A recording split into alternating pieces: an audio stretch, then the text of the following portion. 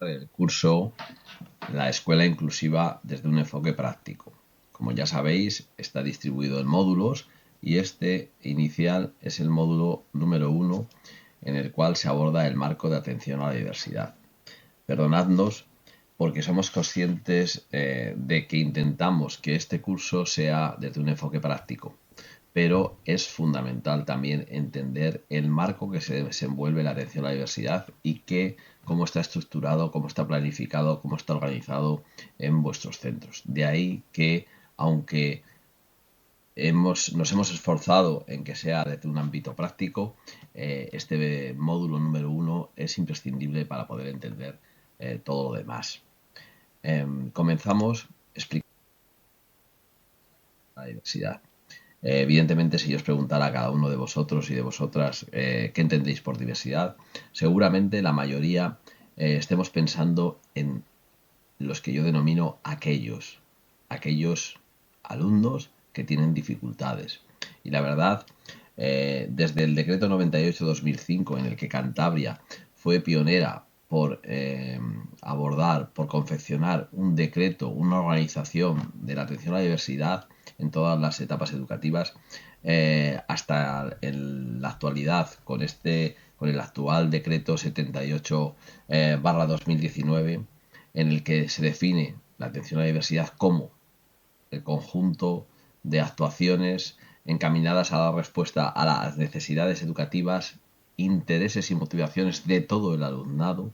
El concepto de diversidad está más influido por el concepto, por la terminología de la inclusión, que por la de esos pocos. La diversidad para nosotros es todas aquellas actuaciones que hacemos para dar respuesta a las necesidades de todo el alumnado, y ya no solo educativas, sino también motivacionales o de intereses propios. De ahí la importancia de este concepto, de entender la diversidad desde un punto de vista inclusivo, y de saber que el decreto 78 se enmarca toda la diversidad y enmarca esta concepción, por así decirlo, global de lo que entendemos por diversidad y no solo la atención de unos pocos. Esto está refrendado en el artículo 78 de la LECAM, de la Ley 6/2008 de Cantabria, que bueno, para nosotros tampoco es muy relevante, pero la dejamos ahí para que le echéis un vistazo. Si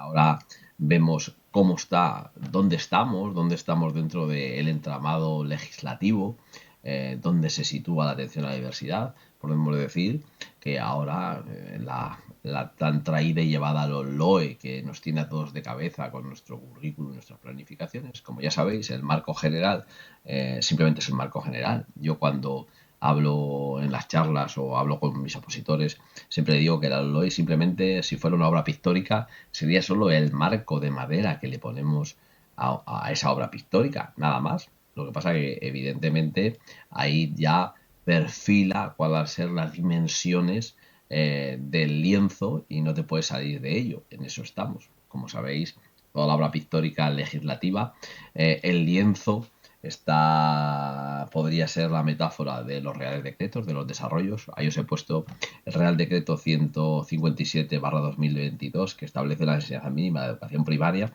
pero tendríamos el Real Decreto 95/2022 de educación infantil, o el Real Decreto 217/2022 de la enseñanza secundaria obligatoria, que serían nuestros desarrollos, ¿no? Serían algo análogo. Por lo tanto, ese marco general para todo el sistema educativo español, el currículum que asegura los mínimos para todo el sistema educativo español, cada comunidad autónoma tiene que hacer lo suyo, como por así decirlo, en esa obra pictórica, poner sus manchas de color, para que ese lienzo vaya tomando, esa obra pictórica vaya tomando forma, ¿no? Nosotros tenemos el decreto 66/2022 de educación infantil y primaria, o el decreto también análogo de la ESO, que nos estructura el currículum, los contenidos curriculares propios de la Comunidad Educativa Cantabria, marcados por la LOE y por ese Real Decreto de Mínimos que asegura la educación en condiciones de igualdad en todo el Estado español, ¿no? Para ello también, ¿cómo se desarrolla esto? Se desarrolla no solo el currículum en sí mismo, sino a través de el desarrollo de las competencias clave, que ya sabemos que nos han cambiado y anteriormente eran 7 y ahora ya son 8, en las cuales ahí las tenéis: competencia de comunicación lingüística, plurilingüe, STEM, digital, personal, ciudadana, emprendedora o de conciencia y expresiones culturales, que es lo que pretendemos en cada área, en cada asignatura, que nuestros alumnos consigan ese tipo de competencias, auspiciada por diferentes planes y programas. Ahora mismo son varios. También deciros desde mi punto de vista que ahora tenemos un poco de caos de planes porque son heredados de otras administraciones, de otros momentos de la administración cántabra, y parece que en esta legislación le han dado poco orden.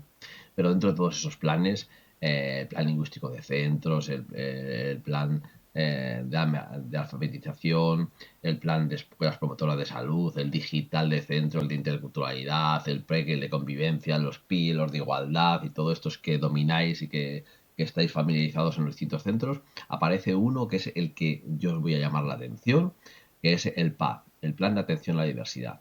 ¿Qué es el Plan de Atención a la Diversidad?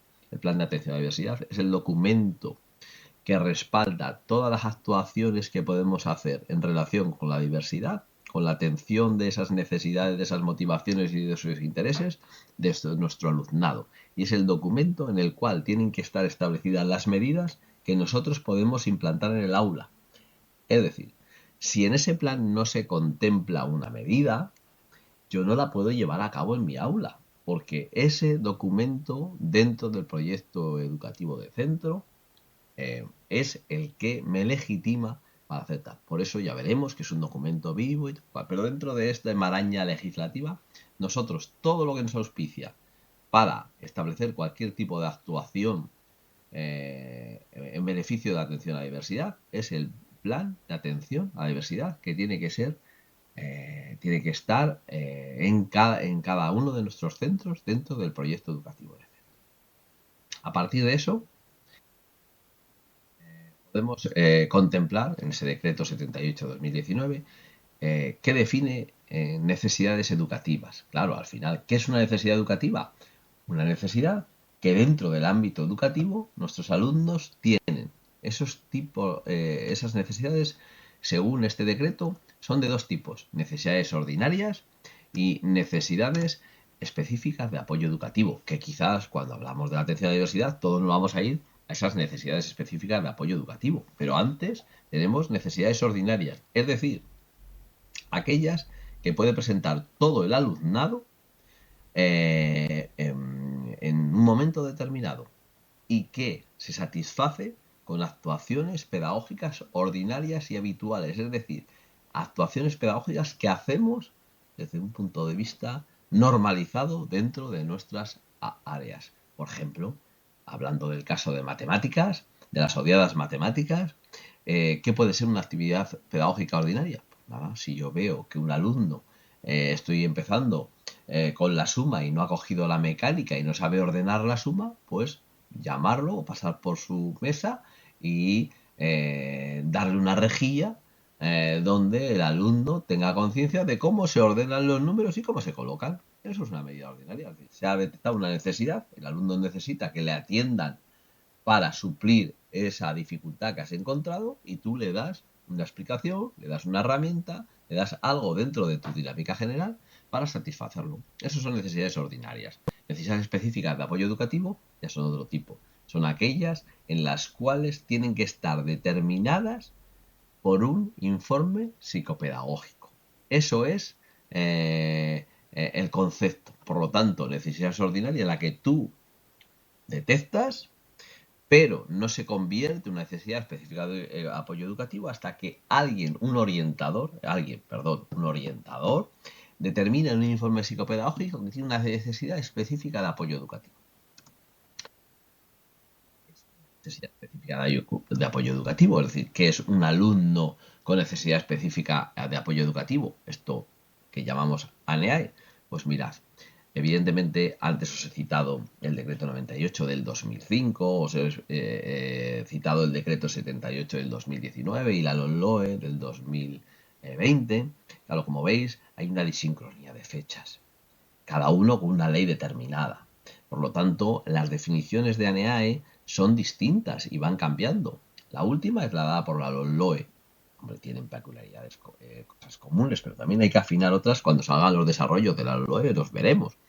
La LOMLOE dice en el artículo 71.2 que una ANEAE es el alumnado que presenta necesidades educativas especiales por retraso madurativo, por trastorno del desarrollo del lenguaje y la comunicación, por trastornos de la atención, o trastornos del aprendizaje, desconocimiento de la lengua, vulnerabilidad socioeducativa, altas capacidades, haberse incorporado tarde al sistema educativo español o por condiciones personales y de historia escolar. Todas esas características, todas esas definiciones entrarían en una NEA. Una NEA es una persona que ha venido de otro sistema educativo y se ha incorporado después. Otro es por aquel que vive en Carmona y realmente tiene unas condiciones personales que no podemos decir que es vulnerable, o aquel que tiene un trastorno específico del lenguaje, un TEL, que es un trastorno grave que afecta a su capacidad de expresión, por ejemplo,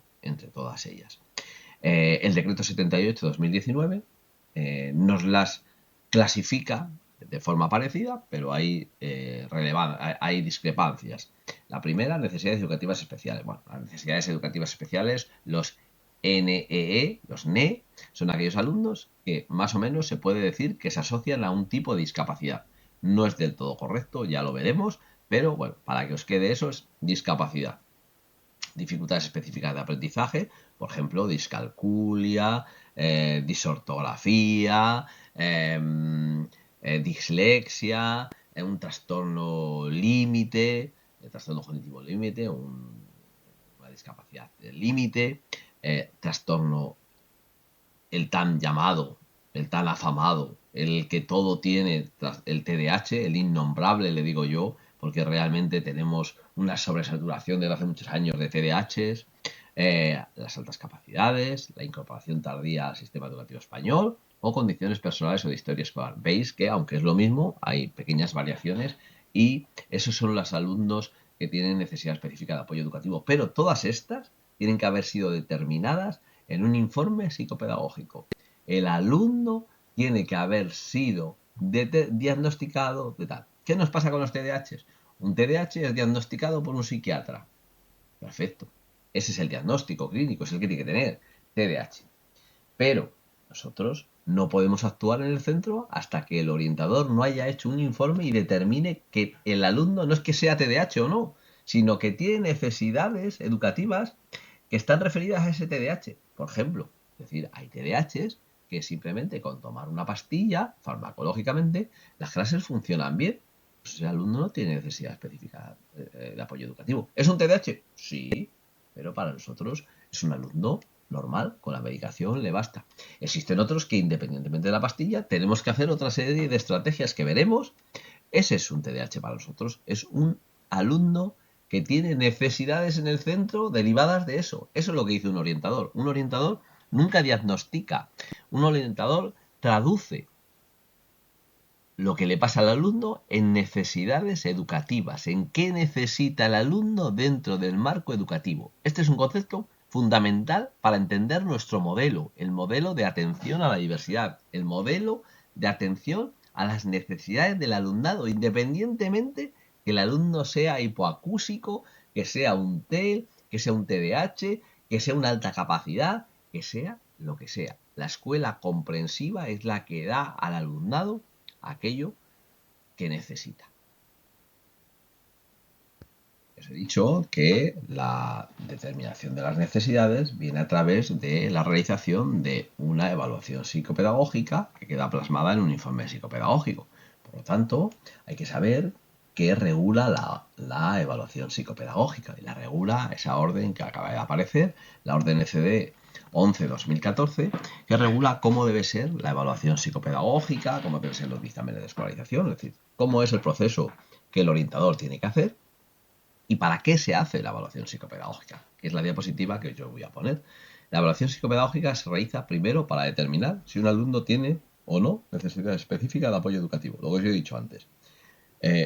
Tú, como tutor, como especialista, como encargado de un área, como profesor de un área, puedes decir, oye, mira, yo veo que este alumno no consigue los criterios de evaluación establecidos, veo dificultades, tal. Evidentemente esas dificultades se tienen que traducir en tus calificaciones. Pero claro, muchas veces los orientadores nos vemos en la tesitura y decir, no me digas que este niño tiene dificultades.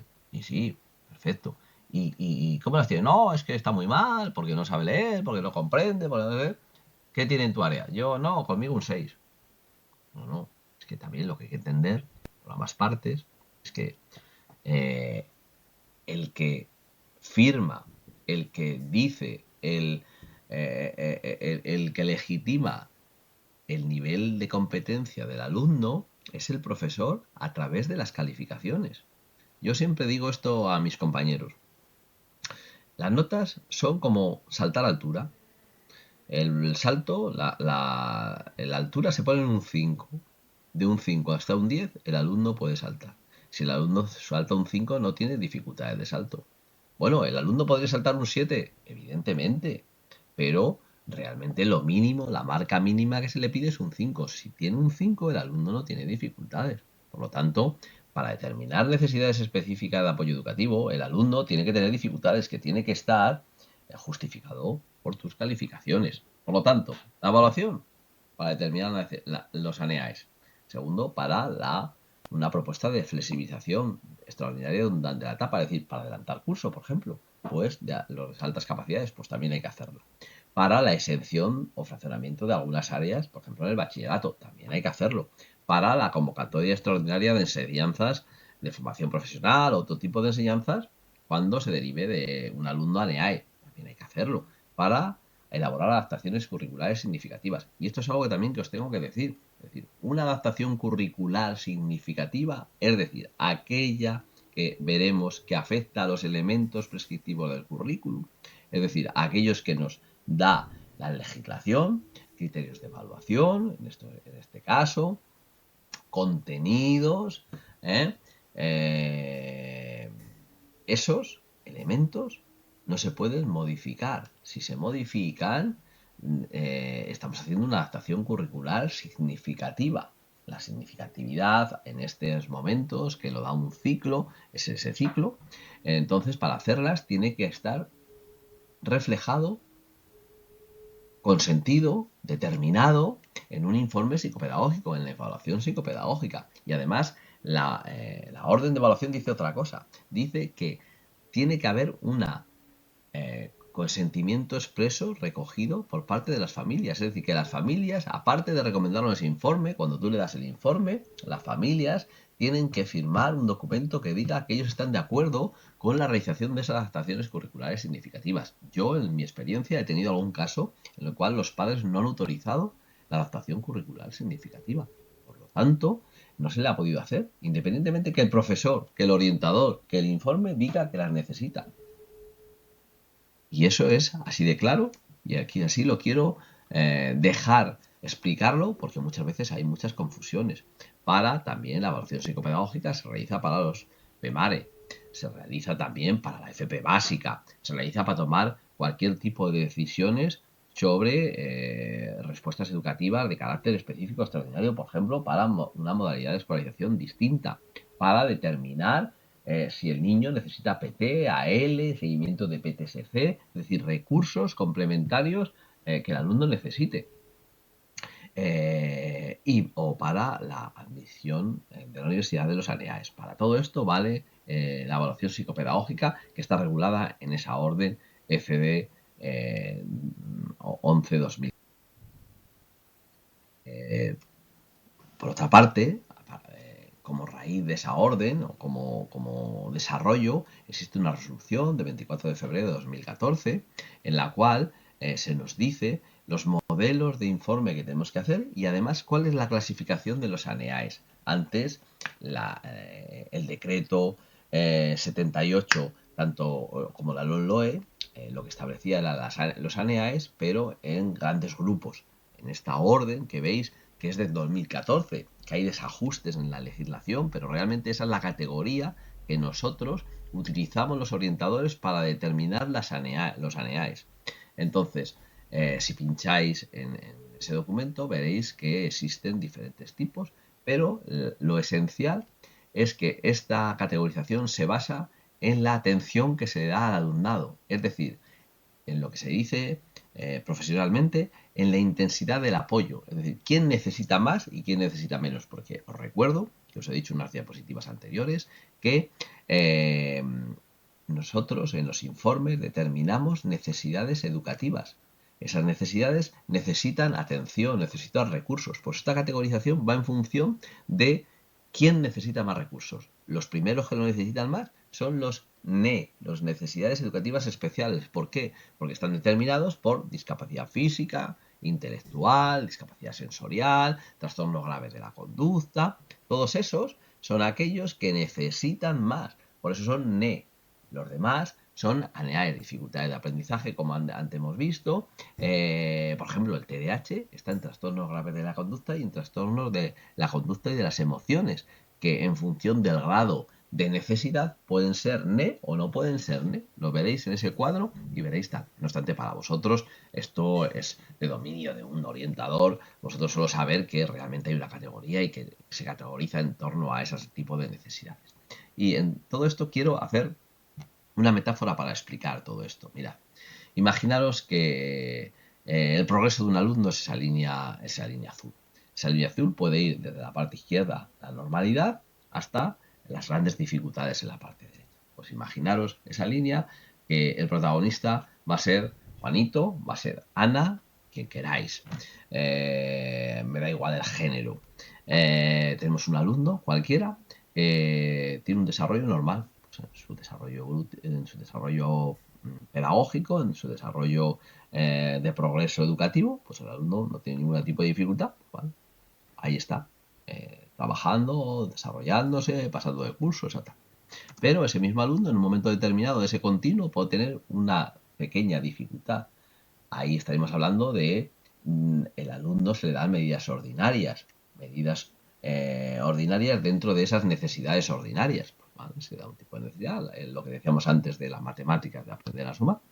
Pero en ese continuo nosotros vemos que este alumno empieza a tener mayores dificultades y que ya todas esas ayudas que le damos de forma ordinaria, pues parece que no funcionan y empieza a acumular más dificultades. Para ello, contactáis con el orientador porque ya vuestras calificaciones, ya hay algo que no funciona bien.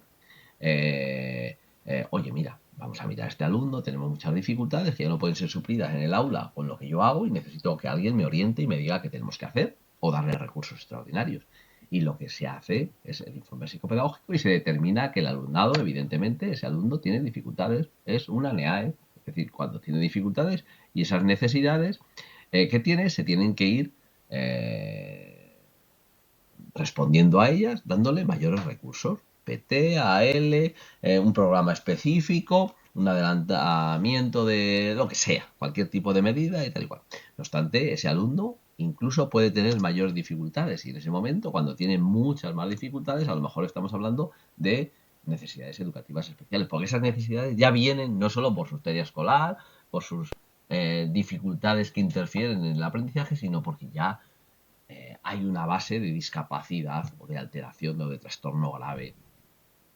Entonces ahí hablaríamos de ANEAE. Es decir, ahí veis los ANEAES, dentro de los ANEAES contenemos a los de necesidades educativas especiales. ¿Los de necesidades educativas especiales son los ANEAES? Sí, pero en un grupo especial, en un grupo propio, porque esos necesitan muchos recursos.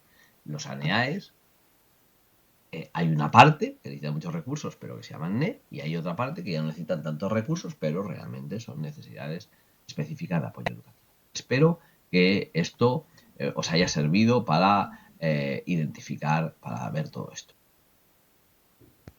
Menos el concepto de atención a la diversidad, de haber visto la definición de necesidad específica de apoyo educativo, hemos dicho anteriormente que dentro de nuestra organización de centro. Ahí tenéis un centro educativo, donde veis ahí el proyecto educativo de centro, el documento que engloba todo lo que tenemos en un centro, ¿no? La filosofía, las líneas y todos aquellos documentos, proyecto curricular, PAS, plan de acción tutorial, programaciones didácticas, reglamento de régimen interno, las NOF, bueno, toda esta maraña de planes y de programas y de proyectos y de documentos, quería decir. Os he llamado antes la atención en que había uno que para nosotros en la atención a la diversidad es fundamental, que es el plan de atención a la diversidad. Ese plan de atención a la diversidad se regula por la orden EDU 5-2006. Cuando leo esto en 2006 ya queda lejos, ¿eh?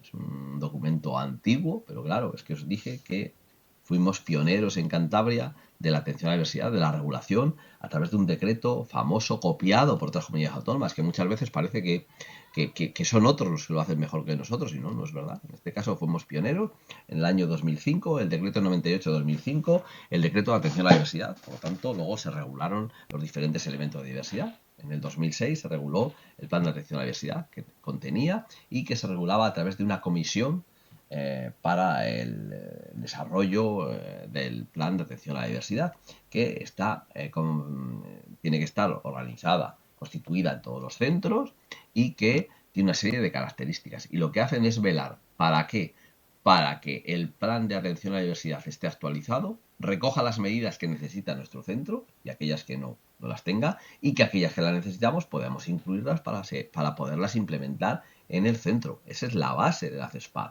Y cuando vosotros veáis una necesidad que tenéis, alguna forma de implementación de alguna cosa o de alguna situación o alguna necesidad que no tenéis que ir al PAD, a la CESPAD, para que eso que estéis haciendo o que se argumente o que se justifique que hay que hacer pueda estar contenido en la CESPAD, en el PAD, para que la CESPAD lo estudie y lo pueda incluir en las condiciones que sean necesarias. Esa es la justificación de lo que podéis hacer. Por ejemplo, en los centros, la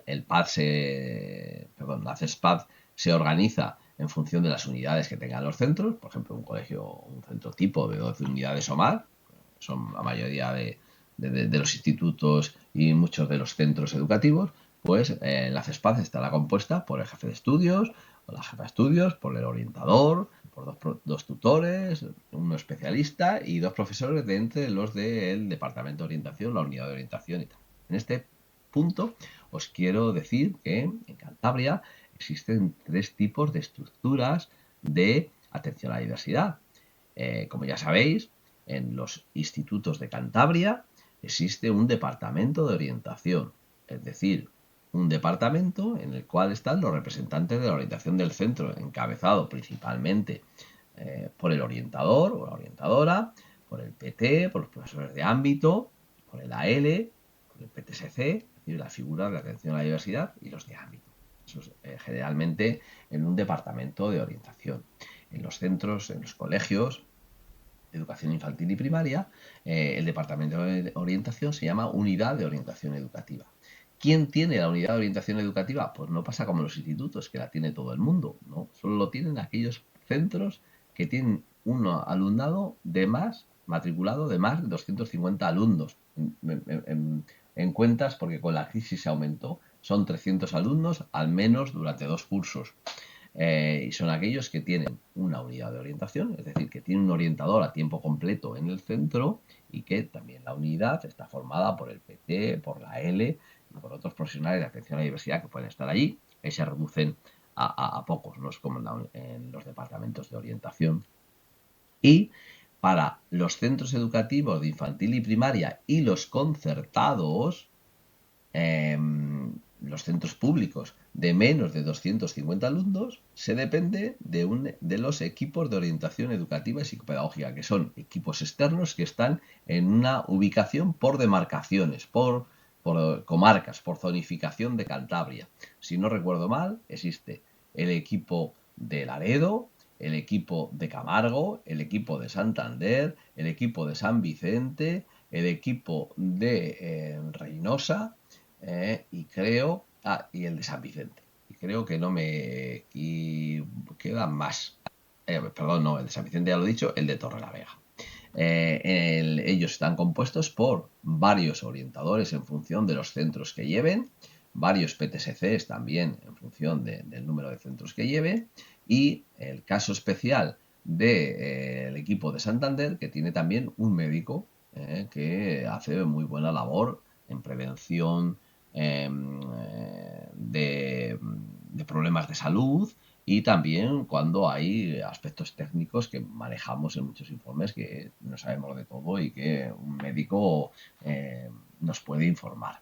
Eso es lo que son las tres estructuras de orientación. Y si no habéis oído mal, los concertados, los equipos también los atienden, salvo, bueno, los concertados siempre. Lo que pasa que el año pasado la administración ha tomado la decisión de concertar algunos, algo que no se había atrevido ningún equipo de gobierno anterior. Este actual ha tomado la decisión de concertar algún tipo algunos de los centros de educación infantil y primaria concertados y privados. Esto es algo muy grave que hemos protestado mucho, pero nos ha dado igual protestar porque lo han hecho igualmente, y este año, este curso, van a concertar alguna unidad más, algo para la enseñanza pública eh, no beneficioso, desde mi punto de vista siempre. Por lo tanto, la CESPAD es ese que tiene que mantener vivo el plan de atención a la diversidad. ¿Para qué? En el plan de atención a la diversidad se contienen todas las medidas de atención a la diversidad. Para ello tiene que velar por ello esa CESPAD.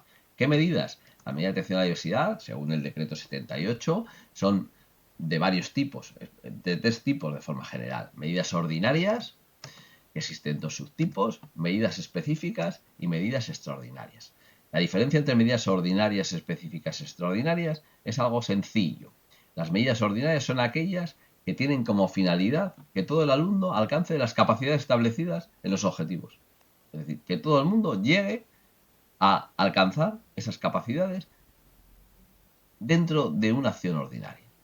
Las medidas específicas son aquellas que ya el alumno tiene detectada una serie de necesidades y que requieren modificaciones significativas del currículum, es decir, atender a modificar los elementos esenciales. Y las extraordinarias son aquellas ya actuaciones muy significativas que atienden simplemente, o por así decirlo, el cambio de modalidad de escolarización, es decir, el tipo de modalidad de escolarización, centro de educación especial, a tiempo completo o escolarización combinada. Es decir, aquellos que tienen unas necesidades educativas especiales ya muy importantes que no pueden ser atendidas dentro de los centros ordinarios.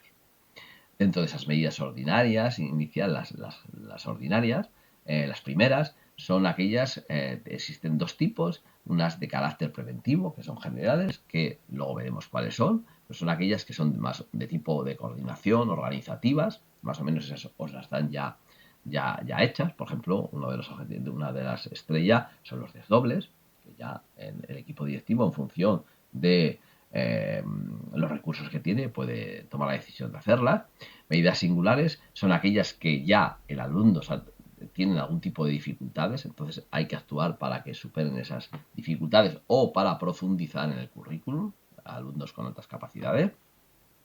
Y a partir de ahí, las medidas específicas y extraordinarias deben estar supeditadas a que el alumno ya sea una NEAE y que tenga un informe psicopedagógico hecho, una evaluación psicopedagógica hecha, para que se puedan aplicar las medidas y sean identificadas como tales. Es decir, resumiendo, que me enrollo mucho, para las medidas ordinarias, vosotros cualquiera las puede dar en función de las dificultades empleadas, detectadas, pero las medidas específicas y extraordinarias, independientemente de las necesidades detectadas, vosotros podéis ofrecerlas al alumno, el alumno se puede beneficiar siempre y cuando tenga un informe psicopedagógico elaborado. En un dibujo gráfico para que, se pueda entender más fácilmente. Mirad, ese está dibujado, ese personaje, sois cada uno de vosotros. Podéis ser cualquier profesor de Cantabria o profesora. Y supongamos que las medidas ordinarias, específicas y extraordinarias son aquellas que están representadas en una escalera. Escalera, que es decir, cuanto más peldaños subas, más dificultad tiene el alumno. Entonces, un profesor que detecta algún tipo de dificultad puede dar en su aula cualquier medida ordinaria general que él quiera que esté dentro de ese patio. Las puede dar sin tener que consultar a nadie, por así decirlo. Las puede dar alegremente. Si el profesor, el alumno, identifica más necesidades, más dificultades, el profesor puede dar medidas ordinarias singulares, las que él quiera. Por ejemplo, mira, la estrella de las medidas ordinarias singulares es la no promoción. Para no promocionar a un alumno, el equipo docente se reúne, como dice en la última evaluación, con una decisión colegiada y se toma una determinación que el alumno no promocione, no pase de curso. Ahí no hace falta que haya un informe psicopedagógico ni tenga unas dificultades detectadas en ese informe psicopedagógico. Por tanto, una medida ordinaria singular que vosotros podéis dar en el momento que queráis. En educación infantil no. Me estoy refiriendo en este caso en la ESO y en primaria. Y si el alumno tiene más dificultades, vosotros no podéis dar, porque queráis, medidas específicas ni extraordinarias. Para dar medidas específicas y extraordinarias necesitáis un informe psicopedagógico que lo avale. Y ese es el peldaño de las medidas tanto específicas como extraordinarias. Espero que con este dibujo podéis entender más claramente todo este tipo de medidas que muchas veces nos vuelven locos, y no nos enteramos. Vamos a poner ejemplos sobre tipo de medidas. Por ejemplo, medidas ordinarias generales. Hemos dicho que las medidas ordinarias generales, os he dicho antes, que realmente son de organizativas, de coordinación y tal y cual, que muchas vienen ya impuestas desde el equipo directivo y que nosotros hacemos, por ejemplo. Medidas ordinarias generales de tipo organizativo. En estas podemos ver organización de los centros de las áreas materia, de las aulas materia, cómo están organizados, dónde tenemos que ir, dónde están los desdobles, dónde tenemos qué tiempos tenemos que hacer, si tenemos que hacer 3 horas de este área o tal, cómo se accede a los recursos, por ejemplo, si podemos desdoblar o no, cuando hacen los horarios, pues que media clase de lengua, por ejemplo, pueda ir a educación física y tú te quedas con la media y en la otra segunda hora vaya a la otra media, algo que realmente nos hace de estudios o docencia compartida si tenemos, por ejemplo, diferentes profesores a la misma hora que libran de la misma especialidad o de la misma tutoría y que pueden realizar dentro del aula diferente tipo de docencia. ¿No? Es decir, al final, nosotros como profesorado ahí poco estamos organizando porque realmente va en la organización general del centro y realmente si puedes tener acceso a ellas, pues realmente ya te vienen dadas. Eso es lo que quería decir.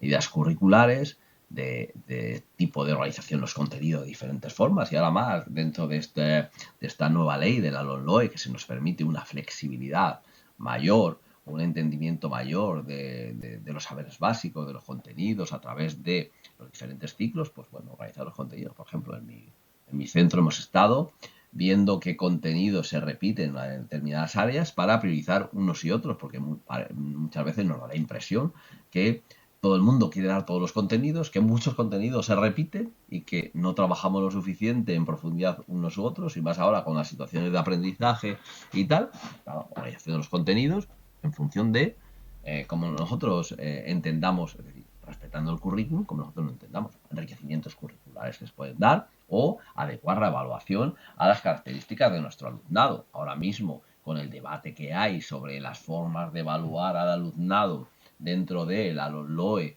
y dentro de nuestras unidades didácticas o situaciones de aprendizaje, pues ahí se abre un abanico bestial de cosas que podemos hacer, evaluar de diferente forma, a través de rúbricas, a través de dianas de aprendizaje, a través de exámenes, a través de formas orales, a través de análisis de productos, por diferentes formas que tenemos nosotros que tal, y que el PAD puede contenerlas y puede darnos legitimidad también para hacerlas y sobre todo para responder de forma general a esas motivaciones, a esos intereses, a esas necesidades de todo el alumnado que decía que era el concepto de atención a la diversidad o medidas de coordinaciones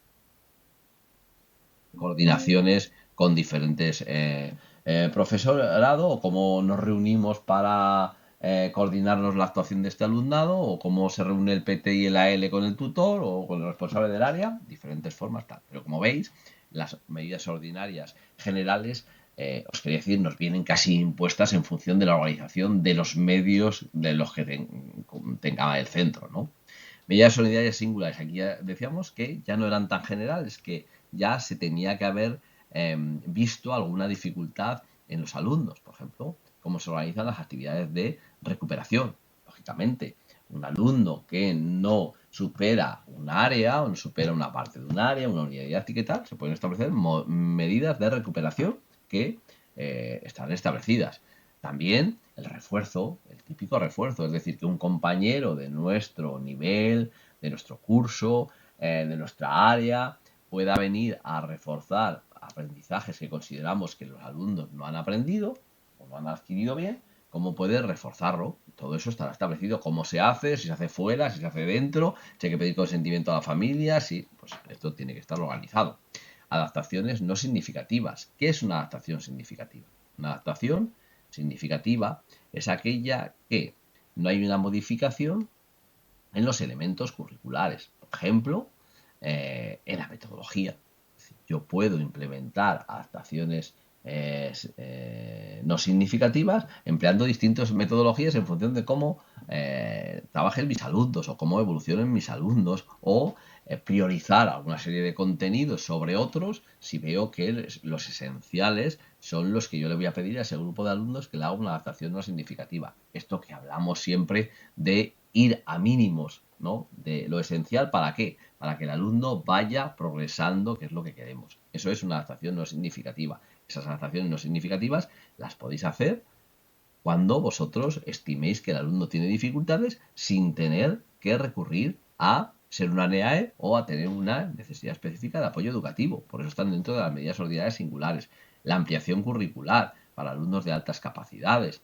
Hombre, evidentemente, ahí ya vemos que los alumnos tienen que estar identificados como altas capacidades, pero a lo mejor están identificados como alumnos de altas capacidades por un gabinete que para nosotros no tiene ese tipo de necesidades o que realmente está ya diagnosticado, pero que le podemos hacer una ampliación curricular, es decir, le podemos dar más contenidos o los contenidos encauzados en sus intereses, mientras los otros alumnos están con el currículum ordinario, pero como hemos visto que estos alumnos ya han superado ese currículum, ya vemos que los han adquirido, pues le podemos dejar ampliar otro tipo de currículum, otro tipo de objetivos, una ampliación de ellos, de los contenidos curriculares, para que los alumnos sigan desarrollándose. O aplicación de programas individuales de distintos tipos, por ejemplo, si vemos un grupo que le falta habilidades sociales, de enriquecimiento cognitivo, de resolución de conflictos, cualquier tipo de dificultades que veamos y podemos establecer un plan de para satisfacer ese tipo de dificultades, de necesidades, de intereses, de motivaciones. Es decir, la ley, el PAD, nos auspicia a poder organizar todo este tipo de programas individuales o grupales para favorecer el desarrollo integral del alumnado y superar esas pequeñas,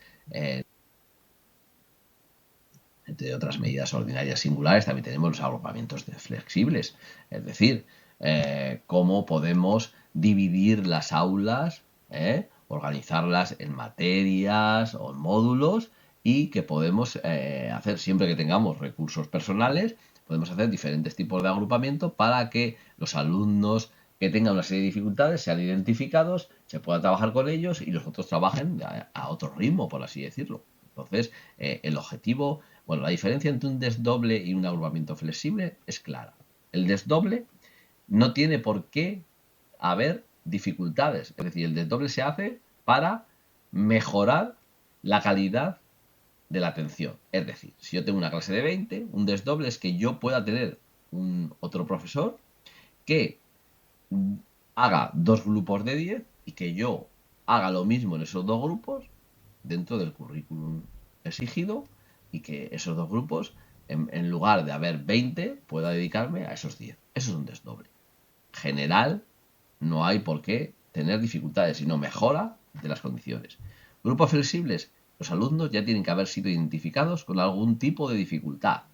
Entonces, se podría, de ese grupo de 20 alumnos, teniendo un profesor disponible, se podría tanto dentro del aula como fuera, se podría organizar un grupo de 14 alumnos y otro de 6 para que se pusieran, por así decirlo, a ese nivel, superar las dificultades en que lo tuviera y los otros fueran avanzando con el objetivo o con la naturaleza de identificar las necesidades de dificultades que las superen y que en un momento determinado esos alumnos del grupo pequeño puedan incorporarse al grande en las mismas condiciones. Eso es un agrupamiento flexible. La naturaleza es distinta. No es Salomón que parte a la mitad, sino ya tienes una razón y tú quieres que los alumnos del gran grupo vayan hacia el pequeño, si tienen dificultades, o los que están en el pequeño puedan acceder al grande. El objetivo es que siempre puedan meter al grande.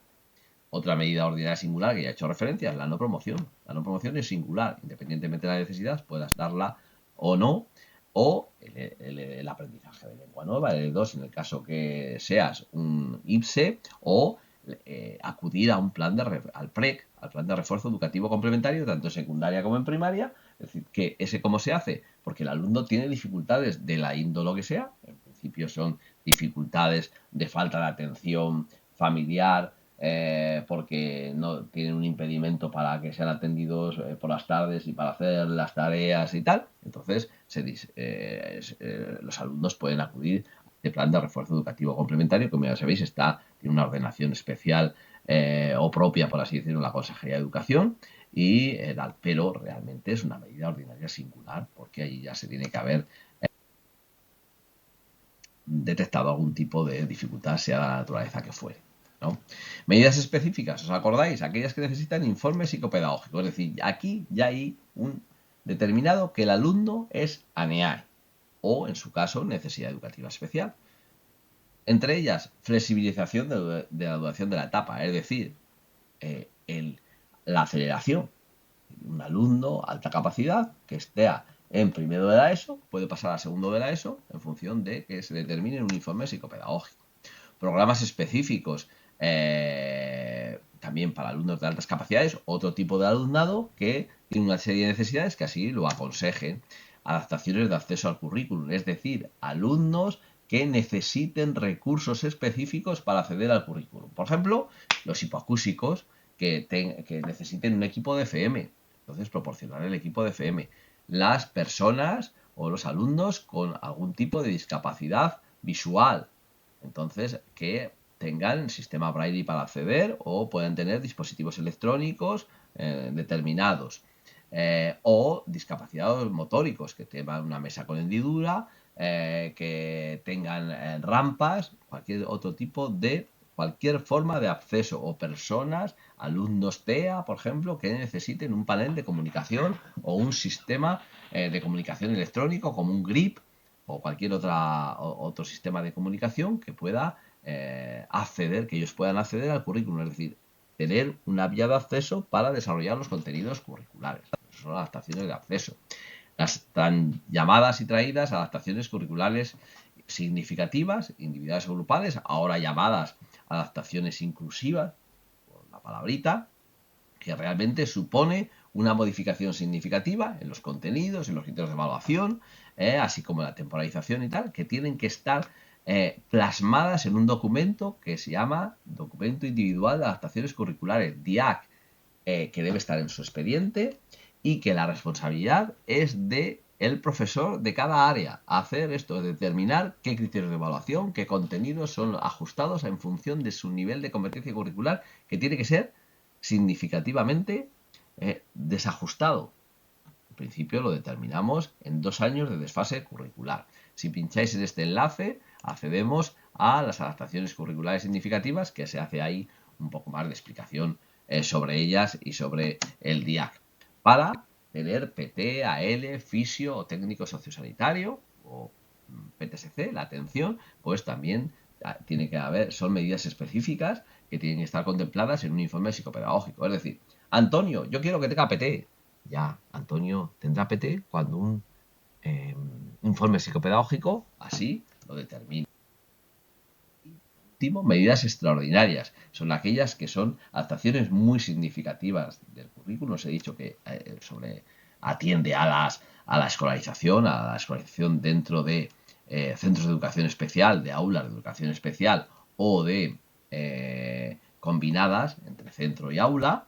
Y ahí os pongo, nosotros tenemos dentro de Cantabria 2 centros educativos de educación especial públicos, que son Parayas, que está en Camargo, y el Martín Sáez, que está en Laredo. Esos son los 2 centros públicos de educación especial.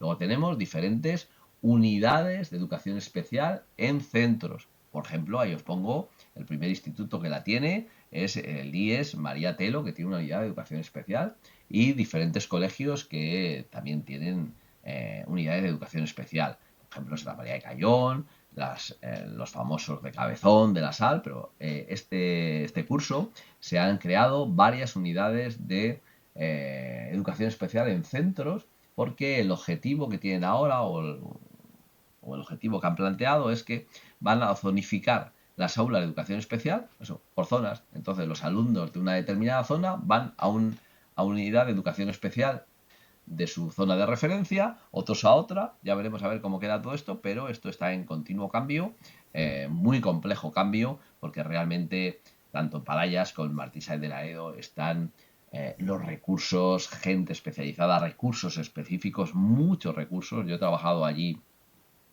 en el Centro de Educación Especial de Parayas y ese es un verdadero lujo de recursos específicos, de maquinaria, de fisios, de personal cualificado para atender a un alumno con garantías de éxito. Existen otros concertados, como el Fernando Arce en Torrelavega, o otros que hay en Santander o por otras zonas, pero yo que soy defensor de la enseñanza pública, pues evidentemente Parayas y Martín Sáenz para mí están lo mejor. Y para secundaria, el María Telo es un lujo que debería haber en más centros porque realmente tenemos un vacío para los alumnos necesidades educativas especiales que pasan a secundaria. Al final acaban todos en educación especial y hay muchas posibilidades de combinadas o tal.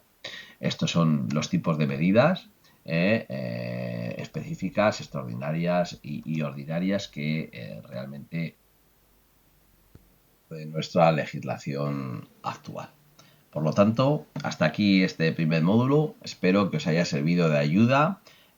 Cualquier cosa la podemos comentar en el foro o en las dudas del propio módulo. Un saludo y hasta el siguiente módulo. El curso La Escuela Inclusiva desde un enfoque práctico. Como ya sabéis, está distribuido en módulos y este inicial es el módulo número 1 en el cual se aborda el marco de atención a la diversidad. Perdonadnos porque somos conscientes de que intentamos que este curso sea desde un enfoque práctico, pero es fundamental también entender el marco que se desenvuelve la atención a la diversidad y cómo está estructurado, cómo está planificado, cómo está organizado en vuestros centros. De ahí que, aunque nos hemos esforzado en que sea desde un ámbito práctico, este módulo número 1 es imprescindible para poder entender todo lo demás. Comenzamos explicando la diversidad. Evidentemente, si yo os preguntara a cada uno de vosotros y de vosotras qué entendéis por diversidad, seguramente la mayoría estemos pensando en los que yo denomino aquellos alumnos que tienen dificultades. Y la verdad, desde el decreto 98-2005, en el que Cantabria fue pionera por abordar, por confeccionar un decreto, una organización de la atención a la diversidad en todas las etapas educativas, hasta en la actualidad con el actual decreto 78/2019, en el que se define la atención a la diversidad como el conjunto de actuaciones encaminadas a dar respuesta a las necesidades educativas, intereses y motivaciones de todo el alumnado. El concepto de diversidad está más influido por el concepto, por la terminología de la inclusión, que por la de esos pocos. La diversidad para nosotros es todas aquellas actuaciones que hacemos para dar respuesta a las necesidades de todo el alumnado, y ya no solo educativas, sino también motivacionales o de intereses propios. De ahí la importancia de este concepto, de ver, de entender la diversidad desde un punto de vista inclusivo y de saber que el decreto 78 se enmarca toda la diversidad y enmarca esta concepción, por así decirlo, global de lo que entendemos por diversidad y no solo la atención de unos pocos. Esto está refrendado en el artículo 78 de la LECAM, de la Ley 6/2008 de Cantabria, que bueno, para nosotros tampoco es muy relevante, pero la dejamos ahí para que le echéis un vistazo. Si ahora vemos cómo está, dónde estamos dentro del entramado legislativo, dónde se sitúa la atención a la diversidad. Podemos decir que ahora la tan traída y llevada a los LOE, que nos tiene a todos de cabeza con